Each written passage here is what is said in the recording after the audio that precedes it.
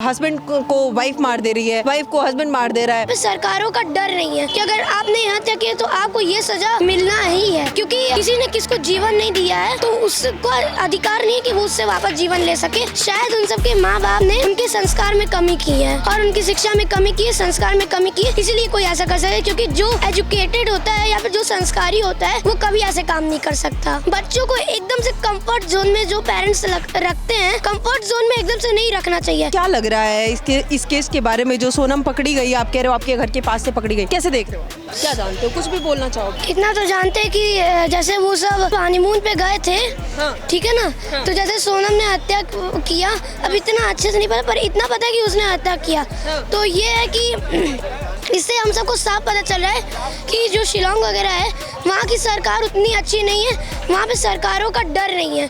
जैसे कि वो कुछ होता है ना कि अगर आपने हत्या की तो आपको ये सज़ा मिलना ही है।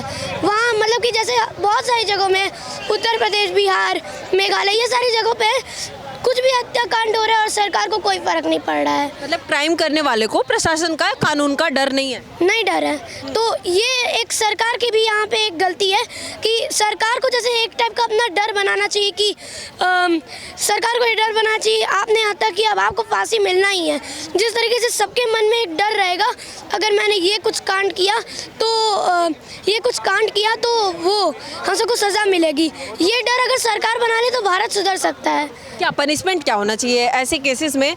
पनिशमेंट क्या होना चाहिए जिससे लोगों के अंदर खौफ, डर, जिस डर की आप बात कर रहे हो वो डर कैसे आएगा लोगों में? अगर किसी ने हत्या किया है तो उसे भी, अगर किसी ने हत्या की है तो उसे भी फांसी मिलनी चाहिए, क्योंकि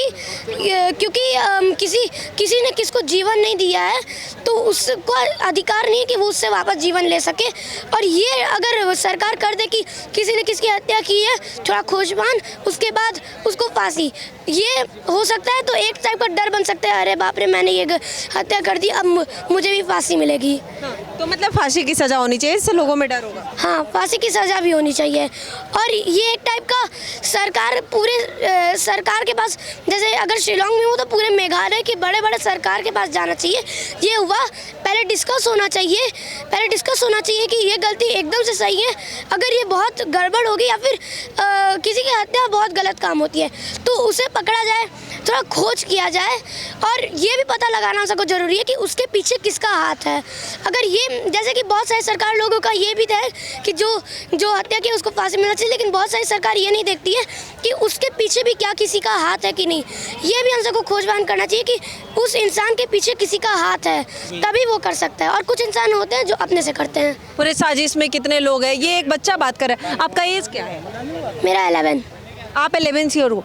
आप अगर 11 ईयर्स का बच्चा अगर इतनी बड़ी बातें कर रहा है तो मैं सोच रहा हूँ पूछूँ या ना पूछूँ आपसे। आप बच्चे हो लेकिन आपकी बातें इतनी अच्छी है कि मेरे को लग रहा है पूछ ही लेना चाहिए।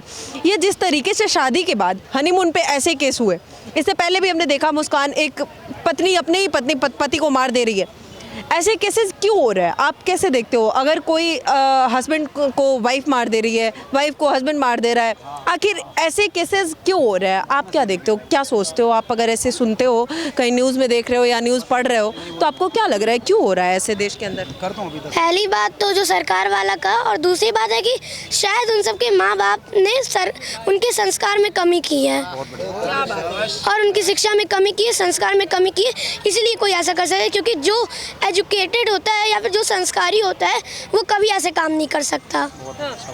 एजुकेशन की कमी है सोसाइटी में। हाँ, एजुकेशन की बहुत कमी है, क्योंकि अगर लोग एजुकेटेड हो जाए, लोग अगर शिक्षित हो जाए तो ये भारत सुधर सकता है। और यहाँ पे जैसे कि ये भी होता है कि बच्चे नहीं पढ़ रहे हैं और पेरेंट्स को कोई फ़र्क भी नहीं पड़ा है, बच्चे पढ़े या ना पढ़े।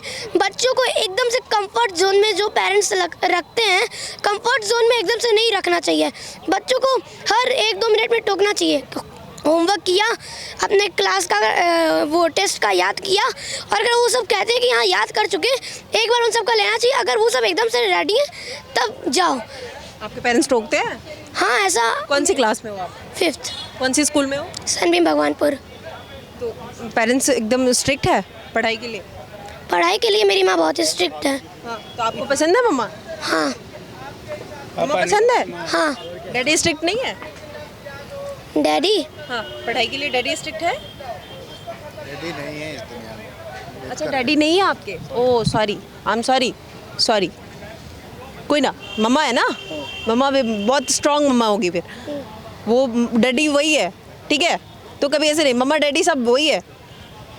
तो फिर आप पढ़ाई करते हो, तभी आप बहुत ब्रेव हो और आप इतना आप जानते हो, अगर आप इतनी बड़ी बातें कर रहे हो तो कहीं ना कहीं आपके साथ डैडी है और ये आपके डैडी और आपके मम्मा का संस्कार है, तभी आप ऐसी बातें कर पा रहे हो और आप इतने अच्छे हो पढ़ाई में भी।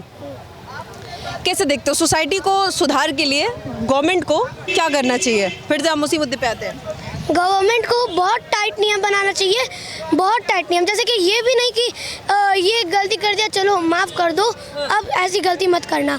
अगर किसी की हत्या वगैरह हो रही है तो एकदम टाइट सज़ा मिलनी चाहिए और ना खोज भी होना चाहिए। नहीं कि हम कह रहे हैं कि सज़ा मिलनी चाहिए तो पकड़े और तुरंत सज़ा दे दिए। हम सबको खोज करना चाहिए, कहीं उसके पीछे जाँच होनी चाहिए कि उसके पीछे किसी का और हाथ नहीं है।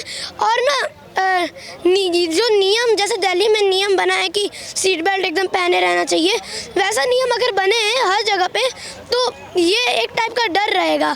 ऐसे में पैसे कम हो जाएंगे, ऐसे में हम सबकी भी डेथ हो सकती है। तो ये अगर सरकार नियम बना दे तो भारत सुधर सकता है। अच्छा आप छोटे हो, लेकिन मैं अगर आपसे पूछूं कि आजकल जो केसेस आते हैं आए दिन, छोटे बच्चों हो जाते हैं, आखिर क्या कारण है, क्यों होता है, कैसे बंद होगा? मम्मी पापा ध्यान नहीं देते, बच्चे कहते हैं मैं जा रहा हूँ इधर, बच्चे कहते हैं कि मैं जा रहा हूँ इधर, मम्मी पापा कहते हैं जाओ, ठीक है ना। और ये भी नहीं कहते हैं कि जल्दी आ जाना। और जब जैसे मम्मी पापा कहते हैं कि जाओ बच्चे तुम पार्क में, ठीक है ना, और बच्चे कहता है कि माँ मैं किसी भी पार्क में जाऊँ, माँ कह दी कि हाँ जाओ, ठीक है ना। तो यही सबसे बड़ी गलती है कि माँ लोग अपने बच्चों पे ध्यान नहीं देती ज़्यादातर, पिता भी, घर वाले भी नहीं ध्यान देते। यही कारण है ज़्यादातर मर्डर केस बच्चों का। थैंक यू सो मच, बहुत बढ़िया।